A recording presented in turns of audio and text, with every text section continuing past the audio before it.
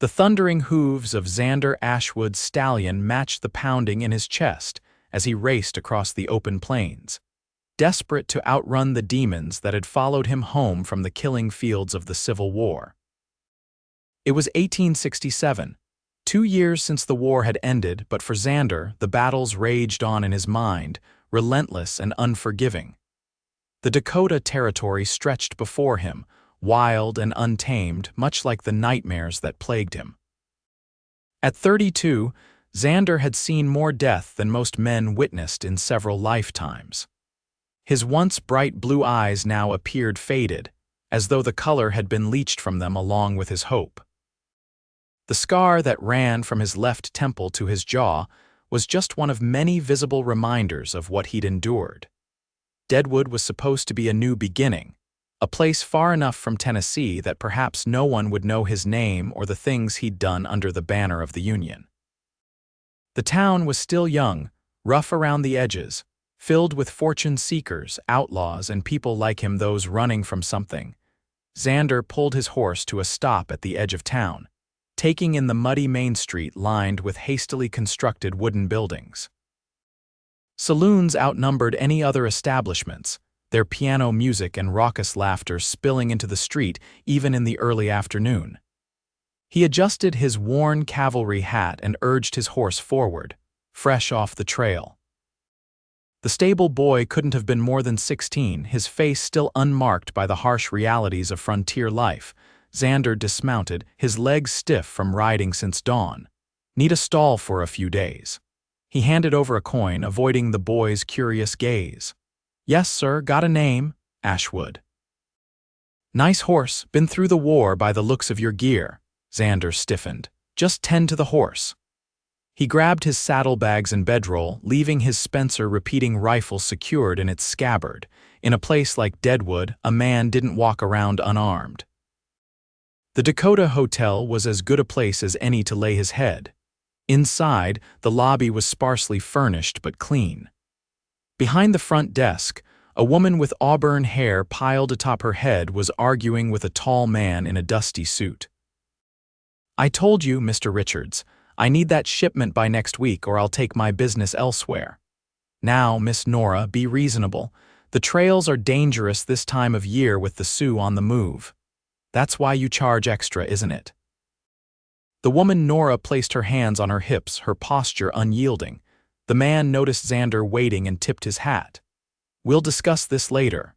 He shuffled past, avoiding Xander's gaze. Nora turned her attention to Xander, her green eyes assessing him with a directness uncommon in women. "Need a room?" "Yes, madam. 50 cents a night, clean sheets included. Bathing costs extra." Xander placed $1 on the counter. 2 nights and information." Nora raised an eyebrow as she took his money. "Information costs more than a room in these parts, Mr. Ashwood." "Xander Ashwood. What kind of information are you after, Mr. Ashwood?" "Work, the honest kind." She studied him for a moment, taking in his weathered appearance and the way his hand never strayed far from his holster. "You've got the look of a soldier about you." Xander's jaw tightened. "That life's behind me." Nora's expression softened almost imperceptibly. "There's a ranch about 5 miles north of here, Vega Place. They lost some men in a disagreement with cattle rustlers last month. Might be hiring. Appreciate it." He took the key she offered. "Room 6, top of the stairs." "And Mr. Ashwood," she waited until he met her gaze. "Whatever you're running from, Deadwood has a way of finding a man's true character." Xander gave a curt nod and headed upstairs, her words following him like a shadow. The room was small but functional. A bed with an iron frame, a washstand with a cracked mirror, and a window overlooking the main street. Xander placed his revolver on the table beside the bed and sank onto the mattress, exhaustion settling into his bones. He hadn't slept properly in days, haunted by the same nightmare, the faces of men he'd killed, the screams of the wounded, and the memory of a burning plantation house with a woman's silhouette in the window. He closed his eyes, knowing sleep would bring no peace. Morning came too quickly. Xander dressed and headed downstairs, intent on seeking out this Vega ranch. The dining room was mostly empty save for a few early risers miners by the look of their clothes and the dirt ingrained in their skin. Nora appeared at his table with a pot of coffee. Sleep well, well enough. It was a lie they both recognized. She poured coffee into a chipped mug. Breakfast is eggs and bacon, 10 cents. I'll take it. She studied him as she set down the mug. You heading out to the Vega place today? Xander nodded. Is it far?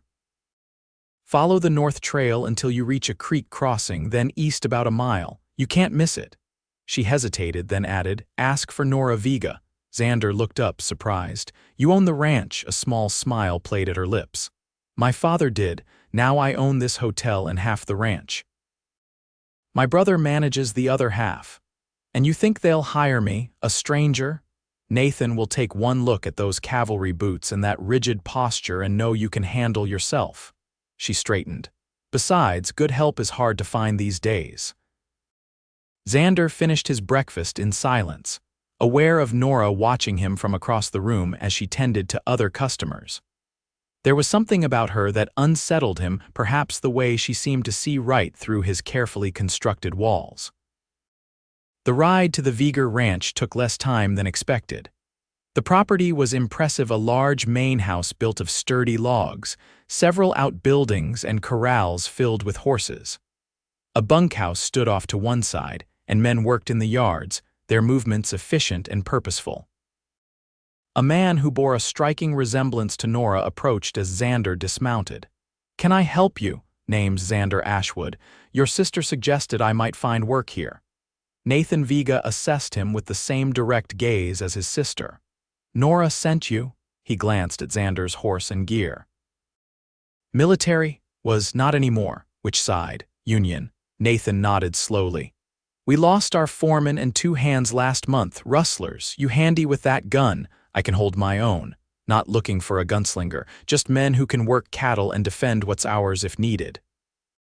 Xander met his gaze steadily. I'm not looking for trouble, just honest work. Fair enough. Nathan extended his hand. We pay $30 a month plus room and board. Work starts at dawn, ends when the job's done. Xander shook his hand. When do I start? Today. I'll have someone show you to the bunkhouse.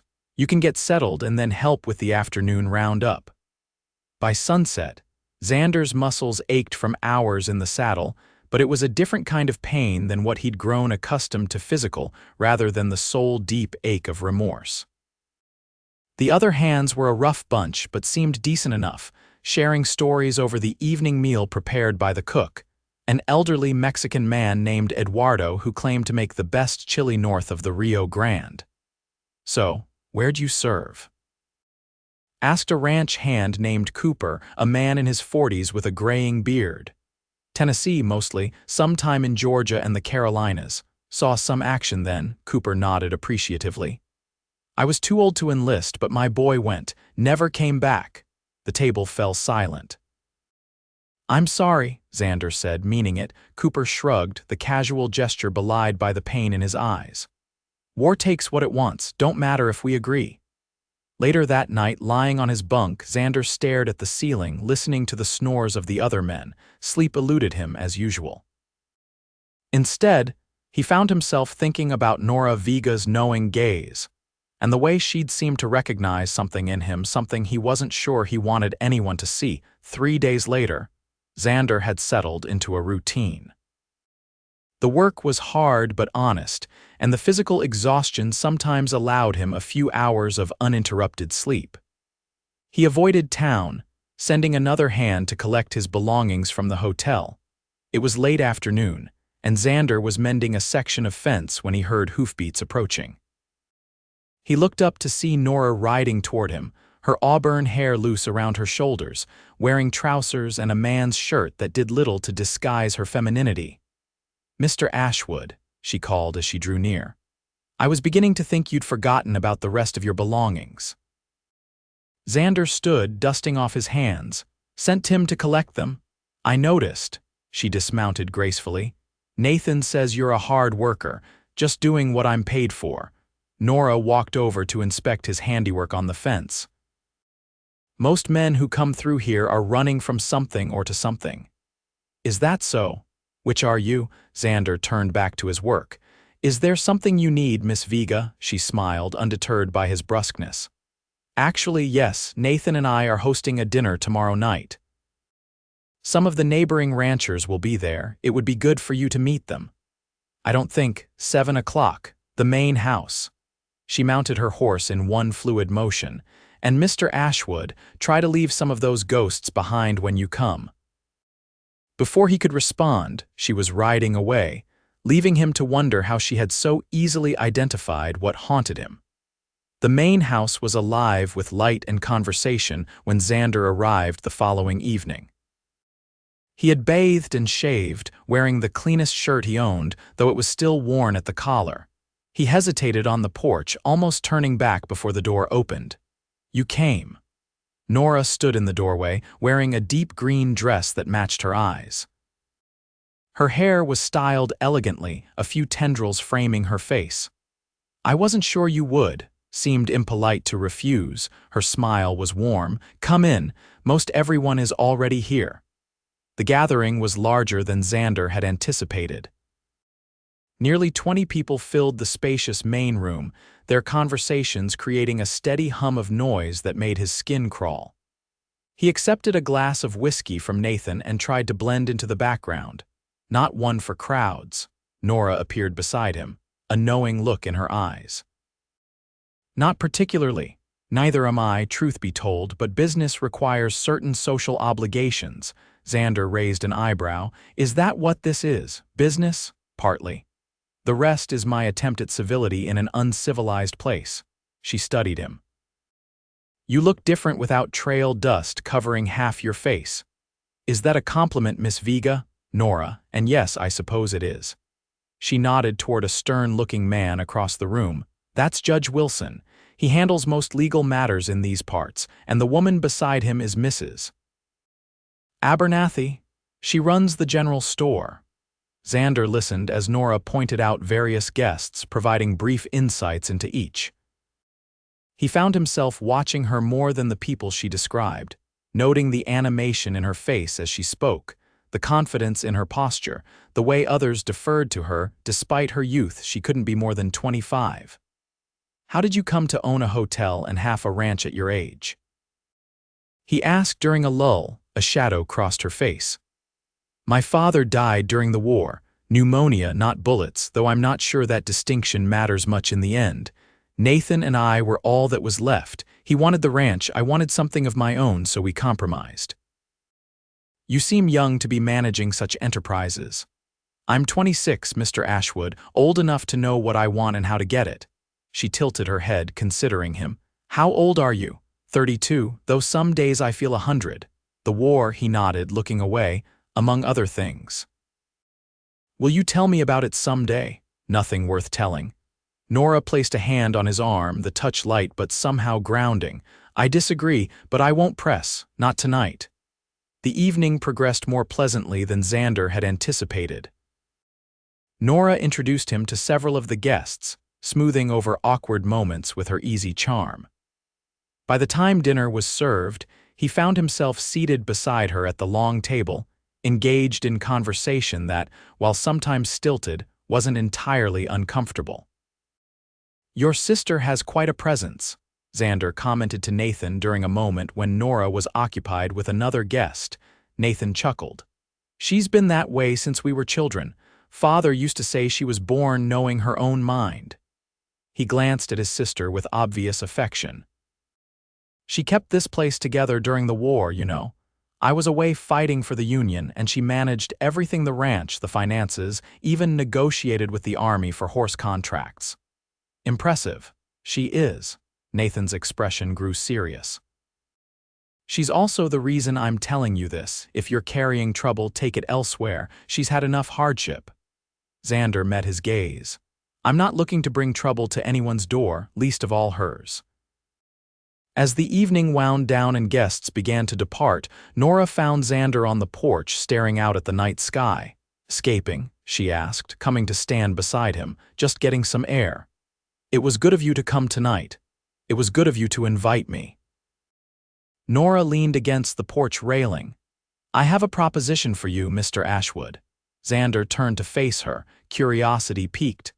"Nathan mentioned you have experience with horses from your cavalry days.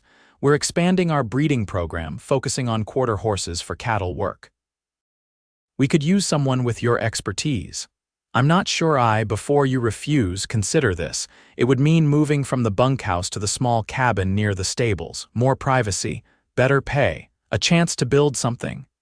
The offer was tempting more so than he wanted to admit. "Why me?" "You hardly know me." "I'm a good judge of character, Mr. Ashwood, and horses respond to you. I've watched you with them." Xander hesitated. "I don't plan on staying in one place too long, because of what you're running from." When he didn't answer, she continued, "Whatever it is, it will follow you whether you stay or go. At least here you might find reasons to face it." Her words struck closer to home than she could know. "I'll consider it. That's all I ask." She turned to go back inside, then paused. "Oh, and Xander, if you take the job, you'll have to start calling me Nora." For the first time in longer than he could remember, Xander found himself smiling a small, genuine smile that felt foreign on his face. "Good night, Nora." The following weeks saw Xander settling into life at the Vega ranch in a way he hadn't anticipated. He accepted Nora's offer, moving into the small cabin and taking charge of the horse breeding program. The work absorbed him, providing focus that kept the worst of his memories at bay during the daylight hours. Nora was a frequent visitor to the stables, her knowledge of horses impressive and her willingness to get her hands dirty refreshing. They developed a comfortable rapport, though Xander remained guarded about his past. It was on a crisp autumn day that everything changed. Xander was working with a spirited 2-year-old colt when gunshots echoed from the direction of the main house. He immediately secured the horse and drew his revolver, moving cautiously toward the source of the commotion. He found chaos in the yard. 3 men on horseback were exchanging fire with Nathan and several ranch hands who had taken cover behind the water trough and wagon. Nora was nowhere in sight. Xander assessed the situation with the cold precision that had once made him an effective soldier. The attackers were focused on the men in the yard, seemingly unaware of his approach from their flank. He moved swiftly, using the outbuildings for cover until he was in position. "Drop your weapons." He called, his voice carrying the authority of command. One of the riders turned, raising his rifle. Xander fired, his shot finding its mark. The man tumbled from his saddle with a cry. The remaining 2 attackers split up, one charging toward Nathan's position while the other wheeled to face Xander. Time seemed to slow as Xander fell back into the familiar rhythm of combat. He ducked behind a rain barrel as bullets splintered the wood above his head. When the firing paused, he rolled to a new position and returned fire, catching the rider in the shoulder. A scream from the main house drew his attention. Nora stood in the doorway, a shotgun in her hands, as a 4th man Xander hadn't seen grabbed her from behind. Cold fury washed over him. He sprinted across the open yard, bullets kicking up dust at his heels. The wounded rider he'd shot tried to take aim again, but Nathan's shot caught him in the chest before he could fire. Xander reached the porch as the attacker was dragging Nora backward into the house. Without hesitation, he crashed through the door, tackling both of them to the floor. The shotgun discharged, blasting a hole in the ceiling as it fell from Nora's grasp. The struggle was brief but violent. The attacker was strong, but Xander fought with the desperation of a man who had seen too much death to allow any more. A solid blow to the man's temple with the butt of his revolver ended the confrontation.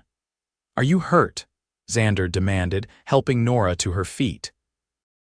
She shook her head, though her hands trembled.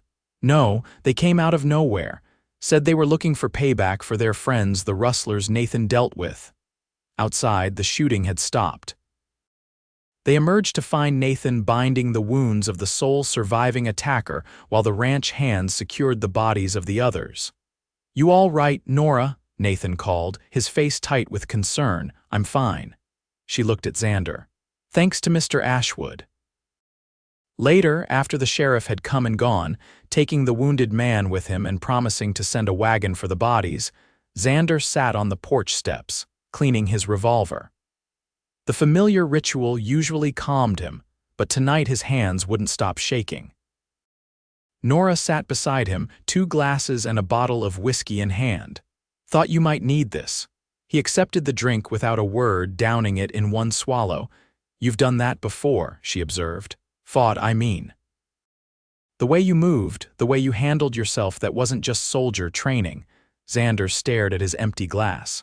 "I was a captain in the Union Army, cavalry, specialized in raids behind Confederate lines. Dangerous work. That was the point." He held out his glass for a refill. "We were effective, too effective, some might say." Nora poured more whiskey. "Is that what haunts you?" Xander's laugh was hollow. "Part of it." He took a smaller sip this time. "There was a plantation in Tennessee. Intelligence said it was being used to store Confederate supplies, ammunition. We were ordered to destroy it." Nora remained silent, waiting. It was supposed to be empty except for guards, but there was a family there, a woman and her children. He closed his eyes, the memory vivid. "We didn't know until it was too late. The fire. I can still hear their screams." "It was war," Nora said softly. "Terrible things happen in war. I gave the order." His voice was barely audible. "Their blood is on my hands, among others." Nora placed her hand over his. "And you've been punishing yourself ever since." He couldn't deny it. "What happened today?" "You saved lives, mine included. Doesn't balance the scales, maybe not." Her hand remained on his, warm and steady, "but it's a start." That night, for the first time in years, Xander slept without nightmares. The attack changed something between them.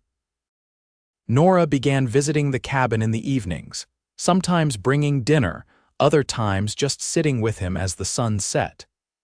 She shared stories of growing up on the frontier, of her mother who had died when she was young, of the dreams she had for the ranch and the town. Slowly, hesitantly, Xander began to share as well. Not just the horrors of war, but memories of his life before growing up in Ohio, his father's carpentry shop, his decision to enlist despite his family's misgivings. "Do they know you're alive?" Nora asked one evening as they sat by the small fireplace in his cabin. "I sent a letter after the war, told them I wasn't coming home." "Why?" Xander poked at the fire, watching the sparks rise. "The man they knew died somewhere in Tennessee. What came back? They wouldn't recognize him." "I think you underestimate the capacity of those who love you to accept change." He looked at her then, struck by the quiet certainty in her voice. "You sound like you speak from experience. When Nathan came back from the war, he was different, harder, angrier. It took time, but he found his way back to himself, or rather, to the new version of himself." "And you helped him," she shrugged. "I was here. Sometimes that's enough." As winter settled over the Dakota Territory, the ranch settled into a quieter routine. Cattle were moved to sheltered pastures, horses were brought into the barns, and everyone worked to ensure the supplies would last until spring. Xander found unexpected peace in the rhythm of the days. The nightmares still came, but less frequently. He began to take meals at the main house more often, drawn by Nora's company as much as the warmth of the fire. It was during a particularly fierce blizzard, with snow piling high against the cabin walls, that Nora appeared at his door, wrapped in furs and carrying a basket. "I thought you might be getting hungry," she explained, stamping snow from her boots as she entered. "The drifts between here and the main house are getting dangerous." Xander took the basket, which contained bread, cheese, and a jar of stew still warm from the stove. "You shouldn't have risked it." "I tied a rope from the back porch to the stable. I wasn't going to get lost." She unwound the scarf from her neck, her cheeks flushed from the cold. "Besides, I wanted to check on the new foal. She's doing fine, nursing well." He set the food on the table. "You're welcome to wait out the worst of it here." The howling wind made the decision for her. They ate by the fire, the cabin cozy despite the storm raging outside.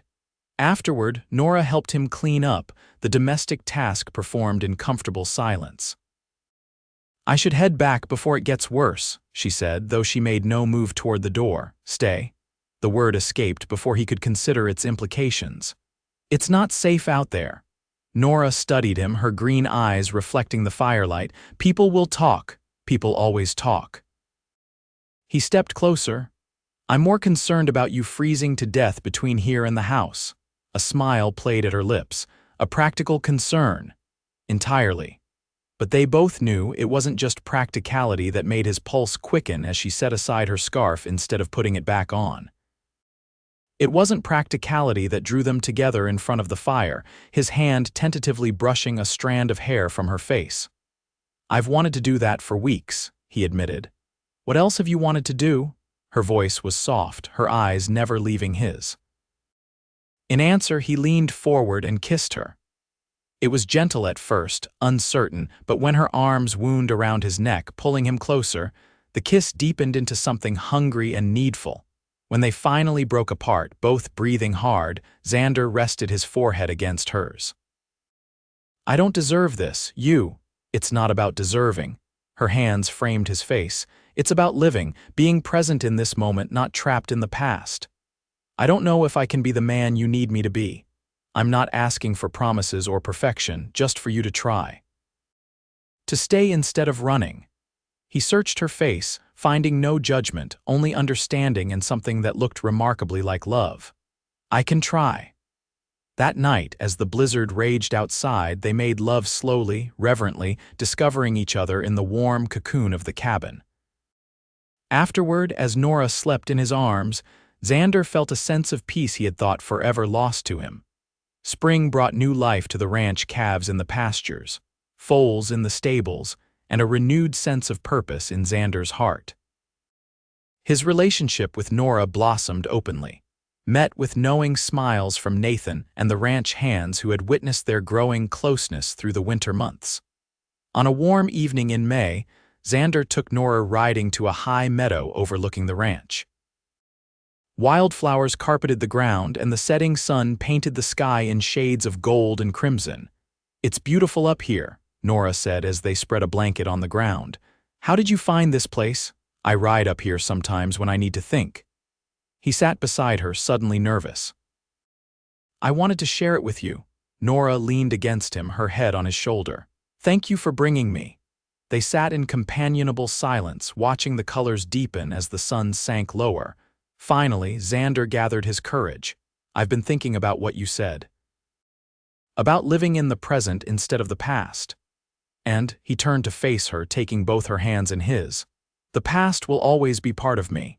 The things I've done, the people I've lost, they've shaped me. But you've shown me that there can be more to life than just surviving with the pain. Nora squeezed his hands encouragingly. I love you, Nora. I want to build a future with you if you'll have me. Her eyes filled with tears. Are you asking what I think you're asking? Xander reached into his pocket and pulled out a simple gold band. I am. Yes, she whispered, then louder. Yes, Xander, I will marry you.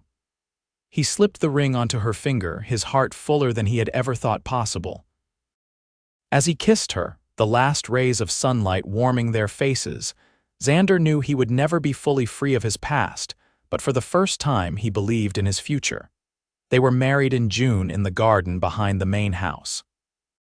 The ceremony was small but joyful, attended by the ranch hands, townspeople who had come to know and respect them both, and even Xander's family, who had traveled from Ohio after receiving his letter, the first he had sent since the end of the war.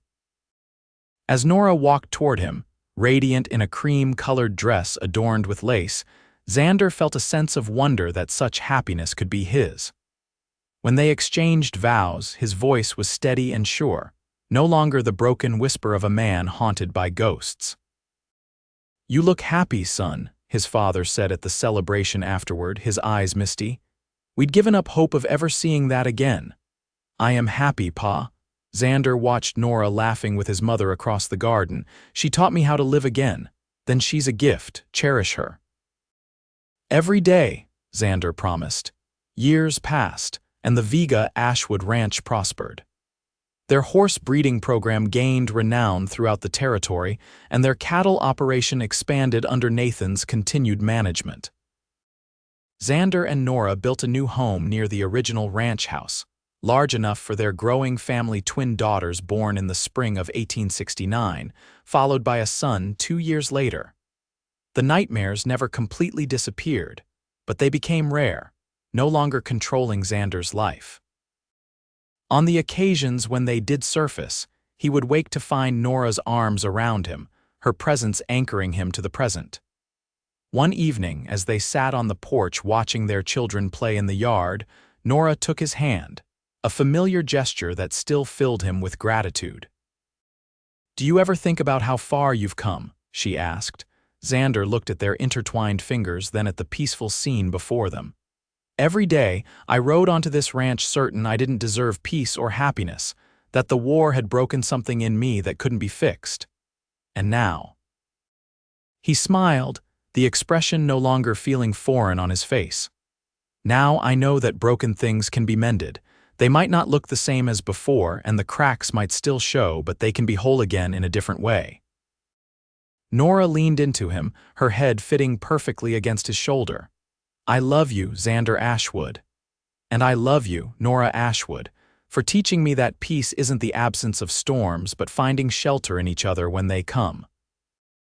As the sun set over the Dakota plains, casting long shadows across the land they had built together, Xander held his wife close, grateful for the second chance at life she had given him and for the courage to take it.